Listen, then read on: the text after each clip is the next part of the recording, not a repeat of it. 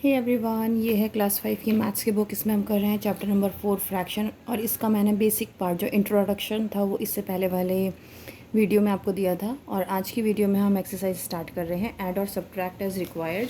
सो सबसे पहले आपको ये चेक करना है क्या ये लाइक फ्रैक्शन है और अनलाइक फ्रैक्शन है। तो जब हमारा डिनोमिनेटर सेम होता है तो ये होता है लाइक फ्रैक्शन। तो यहाँ पर हम एडिशन कैसे करेंगे, 3/7 + 2/7। जब भी हमारे पास लाइक फ्रैक्शन होगा तो हमें क्या करना है, यहाँ पर एलसीएम लेना है। तो एलसीएम 7 आएगा, सेम आएगा क्योंकि सेम डिनोमिनेटर है। अब यहाँ पर हम 3 + 2 कर देंगे और हमारा आंसर आ गया 5/7। ठीक है, सेम इसी की तरह ये होगा, यहाँ पर 5 आपका एलसीएम आ जाएगा। सो 1 + 2/5 तो 3/5 आपका आंसर। तो सेम आपको ऐसे ही ऐड करना है क्योंकि सब जगह आपका जो एलसीएम है, एलसीएम आएगा वो वही आएगा जो डिनोमिनेटर में गिवन है, बिकॉज यहाँ पर ये लाइक फ्रैक्शन है। ठीक है, जहाँ पर ऐड करना है वहाँ पर आपको ऐड, जहाँ पर ऐड है वहाँ पर ऐड करना है, जहाँ सब्ट्रैक्शन है वहाँ पर सब्ट्रैक्ट करना है। ठीक है, देन यहाँ पर आता है एडिशन। ये मैं आपको बताने वाली हूँ कि किस तरीके से हम करेंगे। सो यहाँ पर आप देख सकते हैं यहाँ कॉमा गिवन है लेकिन यहाँ लिखा हुआ है ऐड। तो दैट मीन्स जब हम इस क्वेश्चन को लिखेंगे तो हमें बीच में एडिशन का साइन लगाना है, ना कि कॉमा। सो 2/5 + 3/4 + 1/2। अब देखिए ये यहाँ पर डिनोमिनेटर्स जो हैं वो बिल्कुल डिफरेंट हैं। तो इस केस में मुझे क्या करना है, यहाँ पर मुझे एलसीएम लेना पड़ेगा ताकि मैं इस क्वेश्चन को सॉल्व कर सकूँ। तो एलसीएम कैसे लेते हैं, यहाँ पर मैं डिनोमिनेटर्स लिखूँगी 5, 4 एंड 2। और जो सबसे छोटा हमारा टाइम्स टेबल होता है ना, हमें उससे चेक करना होता है, स्टार्ट वहीं से करना होता है। क्या 2 के टेबल में कोई नंबर आता है? यस, 2 और 4 आता है। तो मैं यहाँ पे 2 1 जा 2, 2 2 जा 4 और ये 5 हम एज इट इज़ लिखेंगे क्योंकि 5 नहीं आता है 2 के टेबल में। देन मैं अगेन 2 से करूँगी क्योंकि ये 2 जो है मेरा 2 के टेबल में आता है। सो 2 1 जा 2, ये 1 एज इट इज़ और यहाँ पर मैं 5 लिखूँगी। अब 5 जो है वो सिर्फ 5 के टेबल में आता है। सो 5 1 जा 5 और ये 2 बार 1 हमारा as it is. That means हमें एलसीएम तब तक लेना होता है जब तक हम ये 1 1 1 अटेन ना कर लें। हमारा जो लास्ट है वो 1 1 1 आना चाहिए। तो ये जो हैं ये तीन चीज़ें क्या हैं, ये हमारे फैक्टर्स कहलाते हैं। ठीक है, सो 2 × 2 × 5, सो 2 2 जा 4, 5 4 जा 20। सो 20 मेरा क्या हो गया, एलसीएम। मैंने इसको तीनों को मल्टीप्लाई किया और मेरा एलसीएम निकल कर आ गया, दैट इज़ 20। तो मैं 20 क्या करूँगी, यहाँ डिनोमिनेटर में लिख दूँगी। अब मुझे ये चेक करना है कि 5 के टेबल में 20 कब आता है। सो 5 4 जा 20 होता है। और मैंने आपको इक्विवेलेंट फ्रैक्शन में बताया था कि जब भी हम या तो डिनोमिनेटर का या फिर न्यूमरेटर को किसी भी नंबर से मल्टीप्लाई कर रहे हैं तो फिर हमें दूसरे पार्ट को भी उसको मल्टीप्लाई करना होता है सेम नंबर से।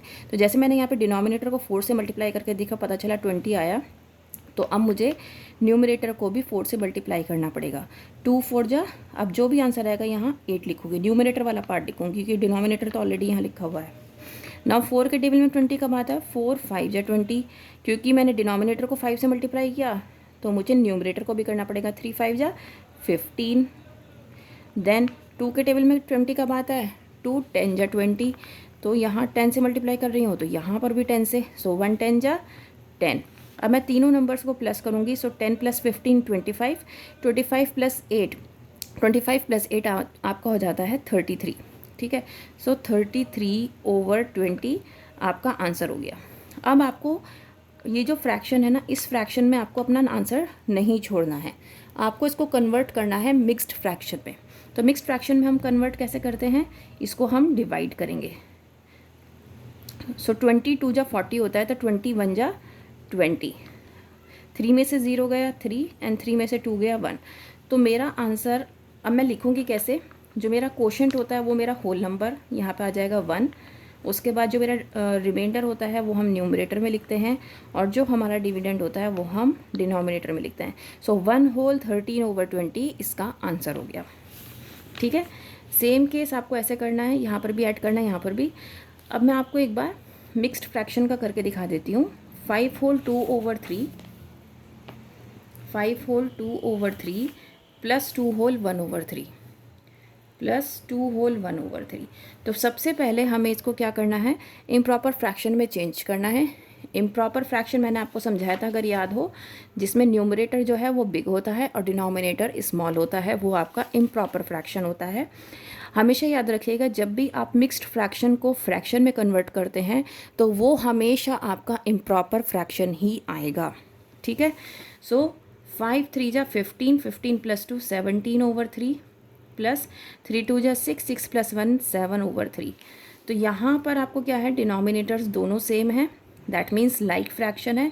सो 17 + 7 कर लेंगे तो आंसर हो गया 24/3। अब आपको ये भी चेक करना है क्या ये फर्दर डिविजिबल है, इसको हम सिंप्लीफाई कर सकते हैं। येस कर सकते हैं क्योंकि 3 के टेबल में 24 आता है। सो 3 1 जा 3, 3 8 जा 24, तो मेरा आंसर हो गया 8, ठीक है। समझ में आया? इस तरीके से आपको करना है। अगर यहाँ पर डिनोमिनेटर सेम ना होते तो मुझे इसी तरीके से एलसीएम लेकर और इसी तरीके से सॉल्व करना होता, ठीक है। सो उम्मीद कर रही हूँ कि आपको समझ में आ रहा होगा। नाउ सब्ट्रैक्ट वाला पार्ट करके देखते हैं। 2/3 - 2/7 जैसे हमने एडिशन में किया है सेम हमें सब्ट्रैक्शन में करना है। मैं आपको ये वाला पार्ट कराना चाह रही हूँ, सिंप्लीफाई वाला, ठीक है। तो ये वाला हम करते हैं क्वेश्चन, ठीक है। तो अब हम ये वाला क्वेश्चन करते हैं। 2/3 - 5/6 + 5/12। अब आपको सबसे पहले क्या चेक करना है, सबसे पहले आपको ये चेक करना है क्या इसके डिनोमिनेटर सेम है या डिफरेंट है। तो डिनोमिनेटर्स डिफरेंट है, मुझे क्या करना पड़ेगा, एलसीएम लेना पड़ेगा, ठीक है। अब आपको यहाँ पर साइन का बहुत ध्यान रखना है क्योंकि यहाँ पे नेगेटिव साइन है, यहाँ पर पॉजिटिव साइन है। जब हम इसको सॉल्व करेंगे तो हमें बहुत ध्यान रखना पड़ेगा। तो सबसे पहले मैं एलसीएम ले लेती हूँ 3 6 12 का। हमेशा स्मॉलेस्ट टाइम्स टेबल से हमें स्टार्ट करना है। सो 3 हम एज इट इज़ लिखेंगे क्योंकि 2 के टेबल में नहीं आता। 2 3 जा 6 होता है, 2 6 जा 12 होता है। अगेन मैं 3 एज इट इज़ लिखूँगी क्योंकि 2 के टेबल में नहीं आता, और 2 3 जा 6। अब मैं 3 करूँगी क्योंकि 3 3 3 है, तो 3 के टेबल में ही 3 आता है। सो 3 1 जा 3, 3 1 जा 3, 3 1 जा 3।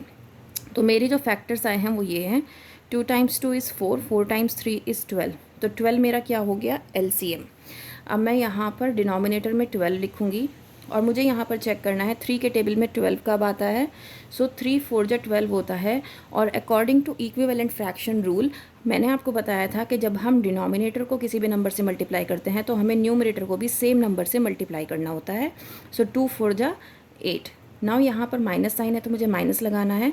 6 के टेबल में 12 कब आता है, 6 2 जा 12 होता है। तो यहाँ पर मुझे न्यूमरेटर को भी मल्टीप्लाई करना पड़ेगा 2 से। सो 5 2 जा 10, देन प्लस 12 के टेबल में 12 कब आता है, 12 1 जा 12, तो 5 1 जा 5, ठीक है। अब यहाँ पर मुझे क्या करना है, अब मुझे इसको सॉल्व करना है। हमेशा याद रखिए जब ये नेगेटिव साइन है तो ये नेगेटिव साइन 8 के साथ नहीं है, 10 के साथ है। तो दैट मीन्स ये 10 जो है वो नेगेटिव है, 5 हमारा पॉजिटिव है और 8 से पहले कोई साइन नहीं है, दैट मीन्स वो भी पॉजिटिव है। जब मुझे इसको सॉल्व करना है तो पहले मैं पॉजिटिव नंबर्स को ऐड करूँगी। तो यहाँ पर मैं 8 और 5 को ऐड करूँगी क्योंकि ये दोनों पॉजिटिव नंबर्स हैं। सो 8 + 5 मेरा कितना हो जाता है, 13।